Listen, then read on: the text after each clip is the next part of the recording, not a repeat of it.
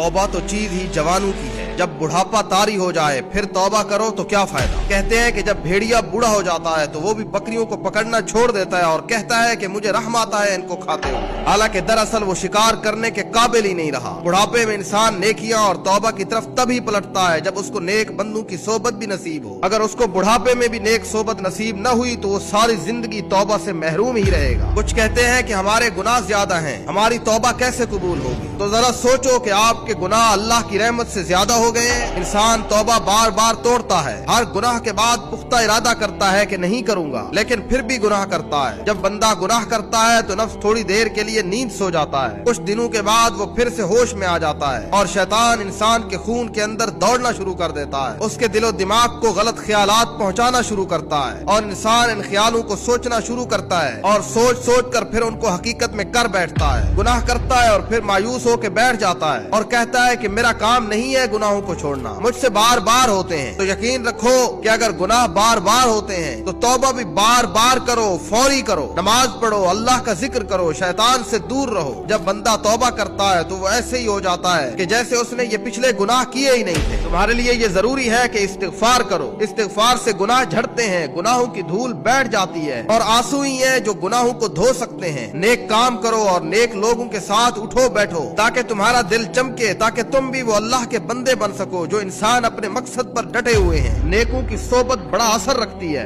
नेकों की सोबत इंसान के नफ्स को मार डालती है और अल्लाह की याद से चाहे इंसान गुनाह थोड़े दिन के लिए ही कोई न छोड़ दे। और जब इंसान गुनाह थोड़े दिन के लिए छोड़ता है तो आहिस्ता आहिस्ता मजबूत होने लगता है, शैतान पीछे होने लगता है। और जब बंदा गुनाह करता है तो शैतान खुश होता है और फिर जब बंदा फौरी तौबा कर लेता है तो शैतान फिर से उदास होता है कि मैंने तो तुझे अल्लाह की नजरों में गिराया था, लेकिन ये तो फिर तौबा करके अल्लाह के साथ जुड़ गया। एक बूढ़े दर्जी के सामने कुछ नौजवान आलिम दीन बच्चे बहस कर रहे थे कि अल्लाह की रहमत किस पर होती है, जो सारी जिंदगी गुनाह करे ही ना, या उस पर जो गुनाह करे और फिर तौबा करे। वो दोनों नौजवान आलिम एक दूसरे को दलीलें देते रहे, एक दूसरे को समझाते रहे। एक ने कहा कि अल्लाह की नजर उस पर है जो पाक है, साफ है, जो गुनाहों के करीब नहीं गया। दूसरे ने कहा कि नहीं, अल्लाह की नजर उस पर है जो गुनाह करता है फिर तौबा करता है। वो बूढ़ा दर्जी दरमियान में बोल पड़ा और कहा कि मैं आलिम नहीं हूँ, मैं पढ़ा लिखा नहीं हूँ, लेकिन इतना मैं जानता हूँ कि जिस जगह पर मुझसे कोई धागा टूट जाए और सिलाई वहाँ से दोबारा शुरू करूँ तो उस जगह पर मैं ज्यादा नजर रखता हूँ कि कहीं ये फिर से न उखड़ जाए। और जो सीधी सादी जगह होती है जहाँ धागा नहीं टूटा उस पर मेरी ज्यादा तवज्जो नहीं होती। इसी तरह मेरे रब का रवैया है कि जो बंदा गुनाह करके तौबा करता है उस पर ज्यादा नजर रखता है कि ये दोबारा न कहीं भटक जाए। तो अल्लाह की तरफ आओ, तौबा करो, क्योंकि अल्लाह तौबा करने वालों से मोहब्बत रखते हैं।